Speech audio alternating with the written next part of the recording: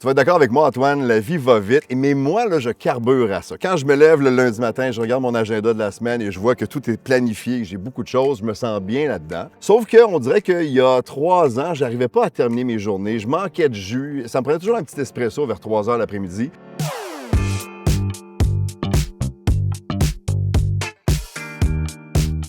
On a 30 ans, on cligne des yeux 2 fois. J'en ai 54 maintenant. Puis là, il y a plein de petits bobos comme ça qui apparaissent. Et la médication, pour moi, ça a souvent été de dernier recours. Il me semble que j'avais, je sais pas une bonne image de prendre une médication pour m'aider, tout ça.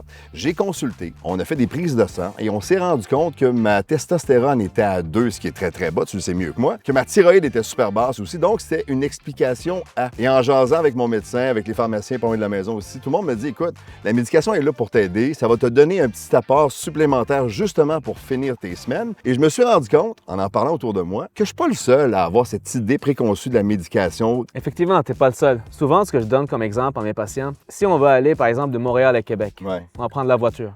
La voiture, c'est l'outil. Si on veut se rendre à des objectifs de la santé, on prend le médicament. Le médicament, c'est l'outil. Il y a des effets secondaires. On va venir vous accompagner, on va diminuer. Par exemple, si on prend l'autoroute, il y a un risque d'accident. Ça n'arrive pas souvent, mais on est là pour vous aider, on met la ceinture. Ça, c'est une façon de voir, d'en faire une comparaison. J'aime ton exemple de la voiture parce qu'on fait souvent plus attention à notre voiture. On manque pas un changement d'huile, mais on prend notre santé pour acquis et souvent, on fait pas ce qu'on devrait faire. Je pense pas que je suis le seul, là, mais la médication, ça m'a longtemps fait peur. Qu'est-ce que tu dis aux gens qui viennent te voir à ton comptoir pour les rassurer, mettons, Antoine? Effectivement, tu n'es pas le seul. Les médicaments, c'est sûr, il faut prendre le temps de voir c'est quoi la raison qu'on prend ces médicaments. Donc, on prend pour gérer une condition de santé. Donc, on va parler avec les patients, on va leur dire c'est quoi les conséquences d'une maladie, d'une condition de santé non traitée versus les effets secondaires potentiels de médicaments qui peuvent arriver ou ne pas arriver. Et ça, ce mot-là, l'effet secondaire, souvent, ça nous fait peur. Là. Effectivement. Donc, d'avoir des réponses, ça fait du bien. Là. Effectivement. Donc, écoute, c'est un effet secondaire potentiel. Donc, on a un pourcentage. Donc, ça peut arriver ou ne pas arriver. Ouais. Un jour à la fois. On va commencer à prendre le médicament. On va faire le bénéfice versus risque.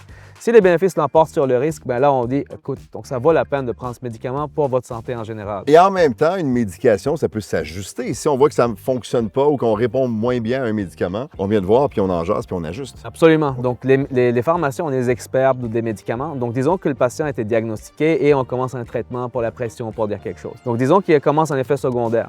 Donc là, ce que le pharmacien peut faire, on peut ajuster la dose à la baisse, on peut changer le moment de la prise, on va accompagner le patient tout au long du processus et on va l'encadrer pour les questions. On est toujours là pour aider et on va faire des suivis pour voir si tout est beau, si le médicament est bien toléré et si c'est efficace. Moi, je suis un gars d'équipe. Le concept de le faire ensemble, j'aime beaucoup ça. Donc, de prendre soin de ma santé puis de le faire en équipe, j'adore cette idée-là. Puis en même temps, je me rends compte que j'aurais peut-être dû consulter mon pharmacien ou ma pharmacienne plus tôt que ça dans ma vie. Ça fait plaisir, on est toujours à l'écoute.